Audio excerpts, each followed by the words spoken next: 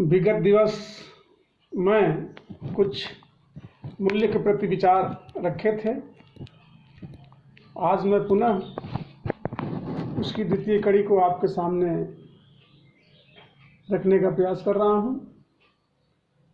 विगत दिनों चर्चा मैंने आपसे किया था तो उसमें बात रखा था कि मूल्य का नियामक खास करके सामाजिक एवं सांस्कृतिक धार्मिक मूल्यों के संस्कृति समाज है, परंतु ऐसा नहीं है कि समाज मूल्यों का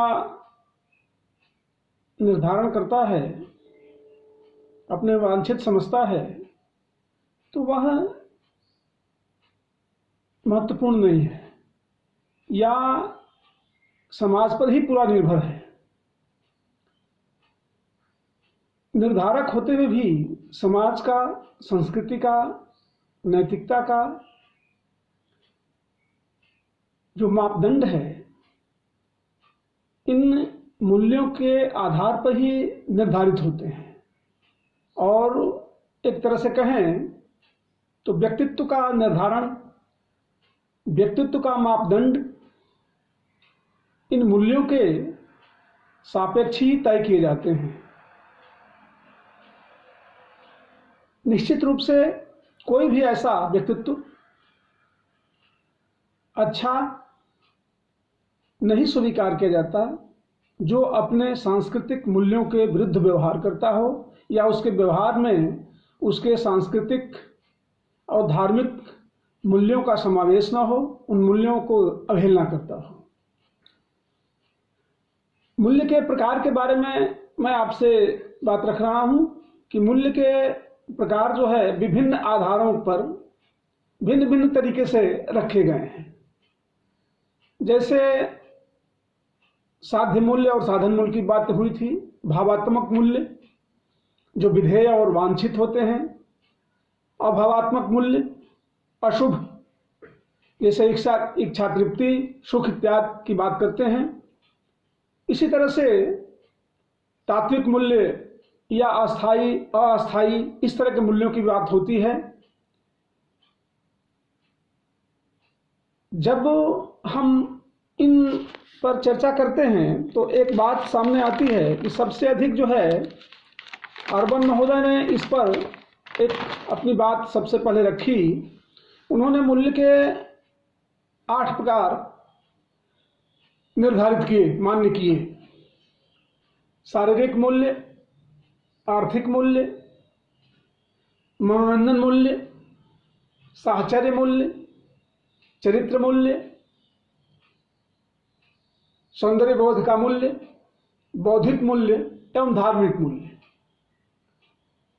जब हम आगे बढ़ते हैं तो ये पाते हैं कि मूल्य के और भी प्रकार बहुत से हैं जो किसी न किसी इस 8 प्रकार में या पीछे जो प्रकार बताए गए साधन साध्य, भावात्मक अभावात्मक, इसी के किसी न किसी वर्गीकृत रूप के से जुड़े हुए हैं।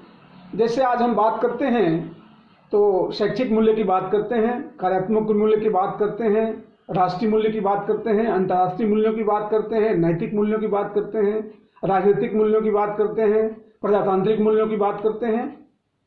है ये बात।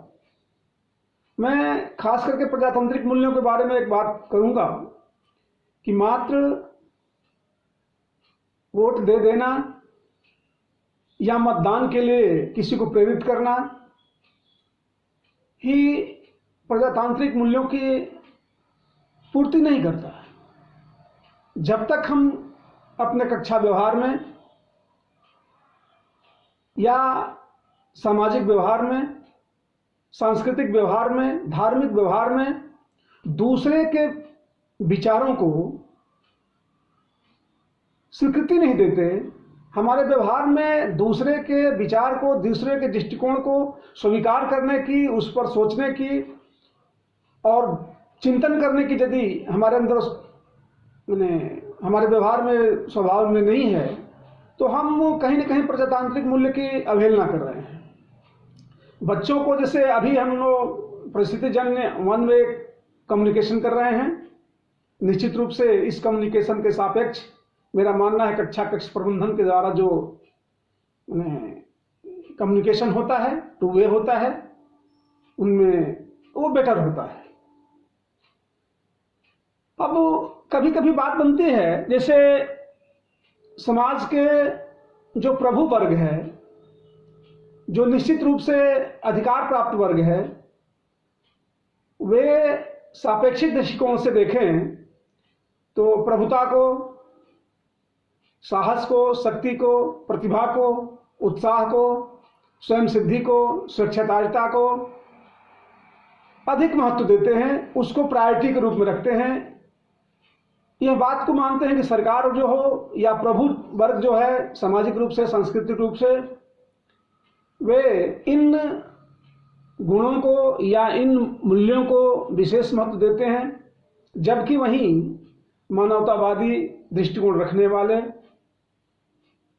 गांधी हो या अन्य हमारे विचारक हैं, महात्मा बुद्ध हैं, वे मानवीय गुणों को सर्वाधिक महत्वपूर्ण मानते हैं, मूल्यवान मानते हैं, जैसे परोपकार, दया, सहानुभूति, विवेक का आदेश, शुभ संकल्प, बौद्धिक क्षमता इत्यादि जो चीजें होती हैं वे ज्यादा महत्वपूर्ण होती हैं।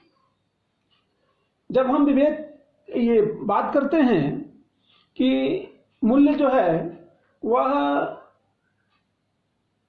किस लिए इतना वांछित है, तो निश्चित रूप से हमारे मूल्य जो होते हैं हमारी संस्कृति की रक्षा करते हैं, हमारे व्यक्तित्व के निर्धारक होते हैं, हमारे संपूर्ण जीवन को ड्राइव करने में, संचालित करने में मूल्यों का बहुत बड़ा योगदान होता है।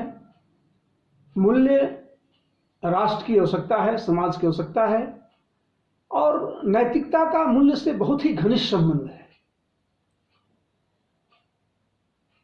मेरा ऐसा मानना है कि यदि मूल्य की अवधारणा को, मूल्य के निर्धारक तत्वों को और मूल्य की समझ लेने के बाद मूल्य के स्रोत, लाभहान,